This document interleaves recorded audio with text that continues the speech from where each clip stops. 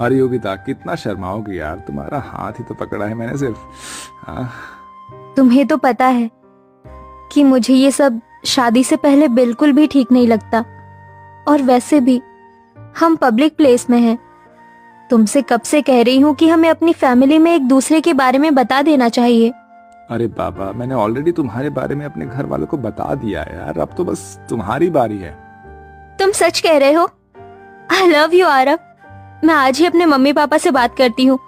योगिता आरव एक दूसरे के साथ पिछले 2 सालों से रिलेशनशिप में थे।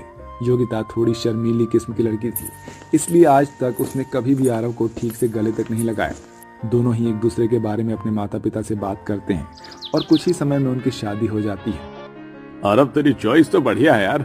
अगर मैं भी तेरी जगह होता ना, तेरे जैसे जवान होता, तो बिल्कुल योगिता बहू जैसी लड़की से ही शादी करता। अरे जैसे ही क्यों, मैं तो योगिता से ही शादी कर लेता। अपने गृह प्रवेश पर अपने ससुर के मुंह से ऐसी बात सुनकर योगिता को काफी अजीब महसूस होने लगता है, लेकिन वो इस बात पर ज्यादा ध्यान नहीं देती। अब आरव और योगिता अपने कमरे में चले जाते हैं और एक दूसरे के साथ काफी अच्छा वक्त बिताते हैं।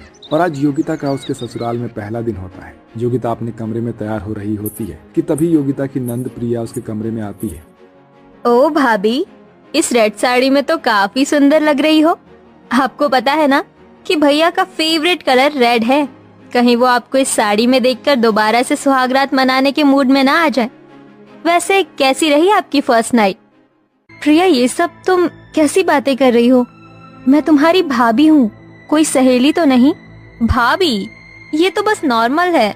बताइए ना, क्या क्या किया आपने रात में? आने वाले कुछ समय में मेरी भी शादी हो जाएगी। आप क्या अपनी नंद को टिप्स नहीं देंगी?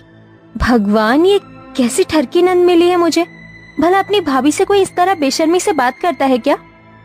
दरअसल योगिता के ससुराल वाले थोड़े आजाद ख्याल वाले होते हैं, या यूं कहें कि थोड़े ठरकी किस्म के लोग होते हैं। घर में बहू आ जाने के बावजूद भी उन लोगों में जरा भी समझ नहीं थी। बच्चे तो बच्चे, घर के बड़े भी कुछ इसी किस्म के थे। आज तो कुछ ज्यादा ही काम था घर में। एक काम करती हूँ, थोड़ी देर आराम कर लेती हूँ। घर का सारा काम खत्म करके योगिता अपने कमरे में आराम कर रही होती है कि तभी योगिता का देवर दिनेश बिना अपनी भाभी के कमरे का दरवाजा खटखटाए उसके कमरे में आ जाता है, जिसे देखकर योगिता अचानक से हिचकिचाते हुए घबरा कर उठती है। अरे दिनेश, तुम ऐसे अचानक कमरे में कैसे चले आए? तुम्हें दरवाजा खटखटा कर आना चाहिए था ना। भाभी, मैं कोई पराया मर्द थोड़ी ना हूँ, आपका देवर हूँ भाई है? और देवर तो भाई के समान होता है ना। वो तो मैं आपसे कहने आया था कि शाम को मेरे कुछ दोस्त आ रहे हैं, तो आप ना उनके लिए कुछ स्नैक्स वगैरह तैयार कर दीजिएगा। अपने ससुराल वालों की ऐसी हरकत योगिता को बिल्कुल भी पसंद नहीं आ रही होती है। ऐसे ही एक दिन, योगिता बहू, अब तो तुम्हारी शादी को काफी समय हो गया है, तो कब दादा दादी बना रही हो हमें? माँ जी, सामने ससुर जी बैठे हैं और आप उनके सामने ऐसी बातें कर रही हैं। तो क्या हुआ बहू, वैसे भी अमरावती बहू की माँ बनने की उम्र थोड़ी ना है, अभी तो उन्हें एंजॉय करना है। वैसे तुम एक दूसरे के साथ अच्छा वक्त बिता पाते हो ना। मेरा मतलब तुम्हारे बगल वाला कमरा ही हमारा है। वैसे कल रात तो तुम्हारे कमरे से बहुत आवाजें आ रही थी, हैं? लगता है बहू बेटे में कुछ ज्यादा ही प्यार हो रहा है। अपने ससुर की ऐसी बातें सुनकर योगिता शर्म के मारे पानी पानी हो जाती है और भागती हुई अपने कमरे में चली जाती है। भगवान, ये कैसा ठरकी ससुराल मिला है मुझे। एक से एक ठरकी लोग हैं यहाँ पर। भला बहू से कोई ऐसी बात करता है? कहाँ फंस गई मैं इन लोगों के बीच में। आरव बिजनेस के सिलसिले में घर के बाहर ही रहता था, जिसके चलते योगिता आरव को इन चीजों के बारे में बता नहीं पाती थी। अरे योगिता बहू, कितनी बार कहा है तुझे कि ये सर पर घूंघट लेकर मत घुमा कर।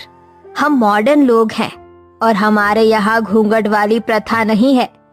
हाँ हाँ, होगी भी क्यों। मॉडर्न के साथ साथ ये लोग ठरकी भी जो हैं। माँ जी, वो मुझे घूंघट में ही सही लगता है। बिना घूंघट के मुझे काफी अजीब लगेगा। एक बार तू ये घूंघट हटा कर तो देख, बहुत सुंदर लगेगा। अमरावती अपनी बेटी प्रिया के साथ योगिता को जबरदस्ती कमरे में ले जाती है और उसे साड़ी के बजाय एक वन पीस पहना देती है। वाह भाभी, आप कितनी हॉट लग रही हो। माँ जी, प्रिया, मुझे